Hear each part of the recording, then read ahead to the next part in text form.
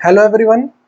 आज के वीडियो में हम बात करने वाले हैं सेट थ्योरी के कुछ टॉपिक के ऊपर, जो कि आपके यहाँ पर लिखे हुए हैं। सेट के बारे में, सबसेट के बारे में, सुपरसेट के बारे में, प्रॉपर सबसेट के बारे में और इम्प्रॉपर सबसेट के बारे में। ये वीडियो शॉर्ट वीडियो है, इसमें हम सिर्फ और सिर्फ इन टॉपिक पे बात करेंगे और एक दो दिन बाद हम सेट थ्योरी के ऊपर पूरा लॉन्ग वीडियो लाएंगे, जिससे हम सेट थ्योरी को कवर करेंगे। तो सेट क्या होता है, सबसे पहले इसकी बात करते हैं। तो सेट का मतलब आप ऐसा समझ लीजिए कि कलेक्शन से है। सेट का अर्थ कलेक्शन से है, लेकिन सिर्फ कलेक्शन कहने से काम नहीं चल जाएगा। सेट का अर्थ कलेक्शन से है, लेकिन कलेक्शन कहने से काम नहीं चल जाएगा। इसके लिए हमें इसकी परिभाषा की ओर जाना पड़ेगा। तो सेट की परिभाषा क्या कहती है? A set is a well-defined collection of distinct objects। ठीक है। सो सेट की परिभाषा बेसिकली क्या कहती है कि सेट क्या है? वेल डिफाइंड कलेक्शन है अलग अलग ऑब्जेक्ट्स का। इसका क्या मीन हुआ?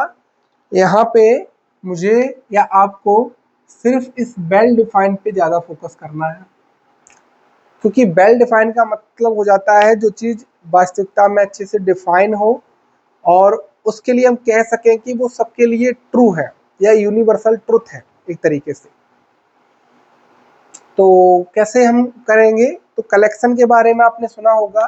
तो कलेक्शन तो कुछ भी हो सकता है, जैसे मैं ले रहा हूँ पेन, रबर, बॉक्स, ठीक है, इस टाइप से।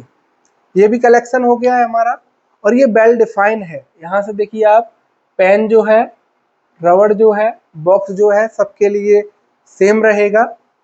और यहाँ पे जो बात लिखी है डिस्टिंक्ट ऑब्जेक्ट की, तो यहाँ पे आपको, अगर आप यहाँ पे दोबारा पेन लिख देते हैं तो उसका कोई मीन नहीं निकलेगा। ठीक है। सो आपको पेन, रबर और बॉक्स ये कलेक्शन हो गया। तो कलेक्शन का मतलब एक तरीके से एक समूह से है, जहाँ पर हम अलग अलग ऑब्जेक्ट्स के वेल डिफाइन की बात करते हैं।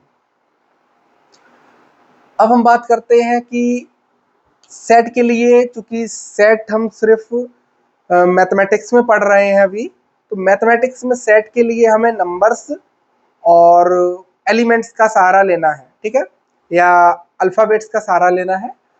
सो सेट को यूजुअली जो हम लोग डिनोट करते हैं वो capital A, capital B, capital C और डी डॉट डॉट डॉट, मतलब ABCD के कोई भी अक्षर से आप डिनोट कर सकते हैं सेट को। किसको?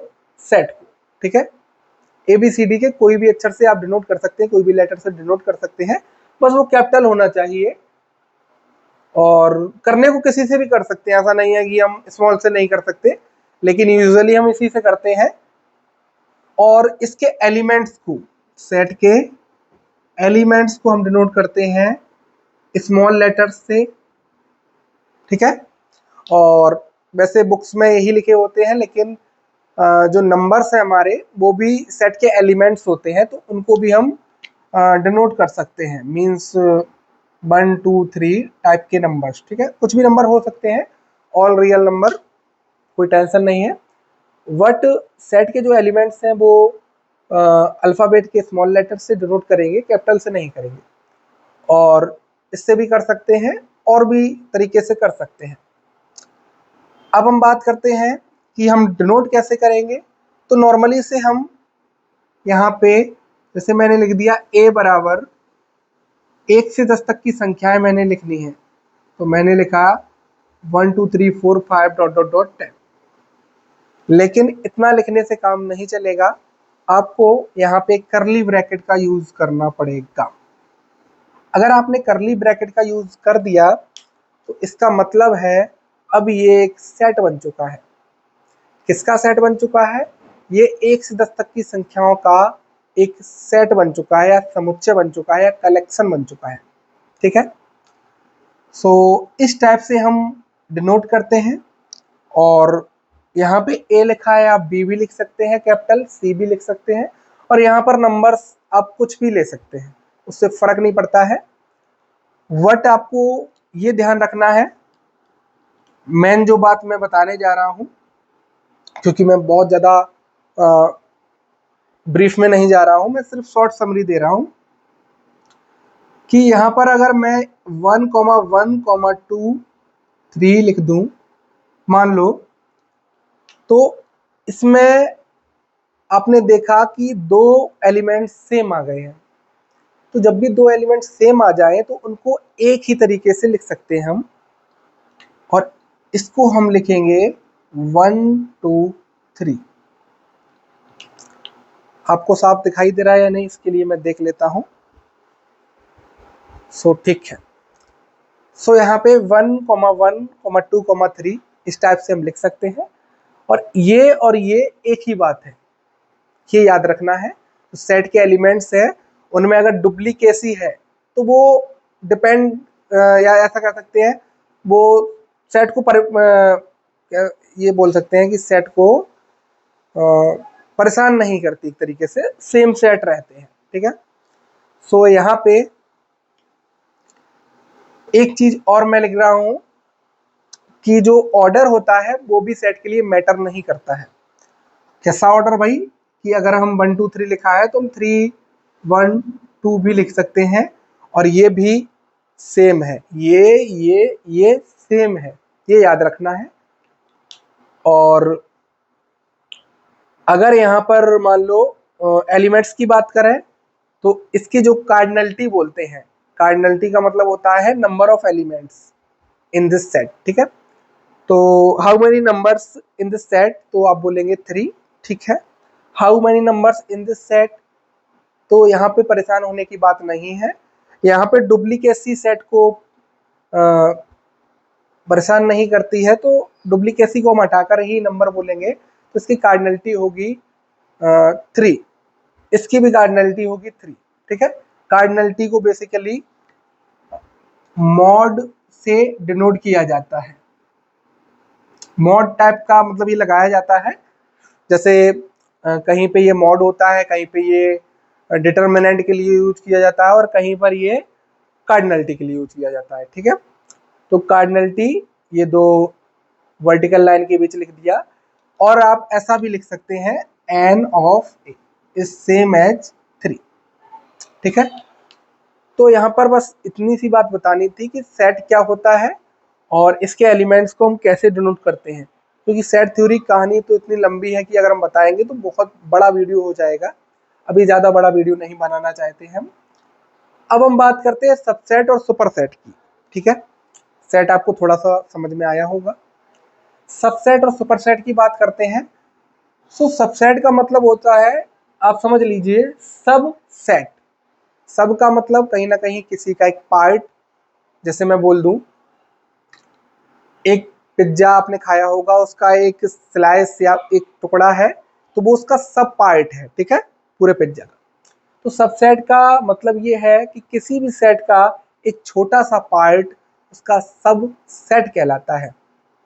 Means in mathematics we can say if A and B are two sets and every element of A belongs to set B, then we can say A is a subset of V।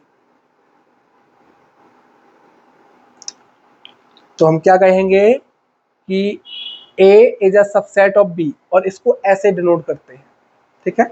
इसको हम थोड़ा सा हटा देते हैं जिससे परेशानी ना हो लिखने में।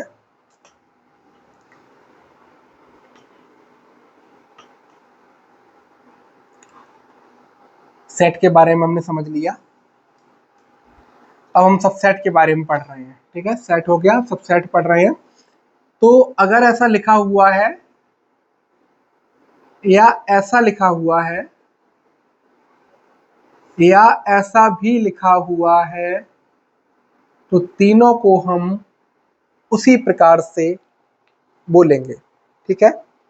मीन्स यहाँ पे क्या है, if every element of A is also element of B, then the set A is subset of B। ठीक है, यहाँ ये इक्वल का साइन लगा है, इसका मतलब ये है कि हमारा जो सेट A है वो B का सबसेट भी है और इक्वल भी हो सकता है, मीन्स A B बराबर भी हो सकते हैं। ठीक है, और जब आप इस साइन को हटा देते हैं तो यहाँ पर A B का सबसेट है, और वो कैसा सबसेट है? Proper subset.